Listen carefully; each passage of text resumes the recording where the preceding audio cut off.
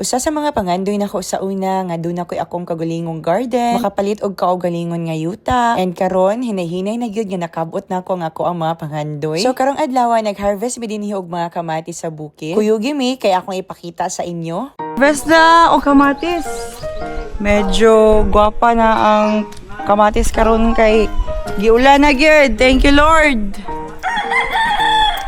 So, maayong adlaw. Kanindot kay sa atong panahon karong adlaw ari sa bukid. Og tsada na pud kay tan-awon ng ato ang mga kamatis dinhi karon kay daghan na kay nangahinog. Usara gid ni sa ako ang mga pangandoy sa una katong mga panahon nga nagtrabaho pa ko sa abroad. Nagampo gid ko sa Ginoo nga unta pohon do na gid ko'y kaugalingon nga ingon ani nga matawag nako nga farm. Og sa mga nilabayng mga panahon gitugot gid sa Ginoo gitagaan gid ko niya og chance nga do na ko'y ingon ani karon. Kay sa una maibog ra ko maglantaw sa mga video sa ubang mga tawo nga makita nako nga doon na sila yung mga ingon ani nga klaseng mga tanom. Kanuna ra gid ko nagamanifest nga unta pohon ako na po. So anyways, dinhi sa farm kung mag-harvest mi, doon na gyud daghan kay mga reject dahil gipanghatag ra gid na namo sa mga tawo nga gusto mangayo. Og sayo kay sila nagsugod og pang-harvest dinhi, medyo na late na gyud ang ako ang abot. Kana bitaw mo pay pag-abot nimo dayon ingon ani na dayon ang ako ang makita. Grabe, maka-happy kay sa heart. Makaingon gid ko nga thank you Lord. Abunda kay sa blessings karong adlaw. Kamulo pa silang ga-harvest unta ubay-ubay gid ni nga mga boxes ang amo ang ma-deliver karon sa merkado. Dili pod ko katuo sa akong kagalingon ba nga na-survive gid nako ning mga ingon ani nga mga pangandoy. So kaning pag-harvest sa kamatis di ay ginapilian ni siya by sizing. Mo nay gitawag nila big og small, mo nay mga sizing ani lahi sab na siya og presyo. Og ang pamaagi ani pagbaligya sa kamatis ay ginasulod ni siya og kahon. Kay para pud na siya nga safe ang kamatis nga dili sab ma-deform or madaot. Kanang while ibiyahe siya sa mga lagyong lugar og pag-abot sa mga public market ginakumpra na siya sa mga komprador ug mga utanon. Unya kung dako kayo ang inyo ang farm dayon wala mo'y putol sa pag-harvest kanang gitawag nila nga inanda na ang imo ang pagpananom para nunay lang gid kang nag-harvest so dili ka mahutdan og supply ug ang mga taga-merkado pod masuki na sabna nimo. Kay daghan man gid pud kaay naga-supply og mga klase-klase nga mga gulay gikan sa mga kalaing-laing lugar. Mao kung sila wala na sila makuha nga supply dinhi sa ilang kagulingong syudad, nagakuha na sila sa laing lugar. Mao na kung nag-farm ka mas syada gitong inanda na ang imo ang pamaagi. Kay dili gid ka mahutdan og suki kay sila nagapasupply na gid na sa imuha kada semana. Usapod na sa ako mga pangandoy pohon nga unta ingon ana sabang ako ang pag-garden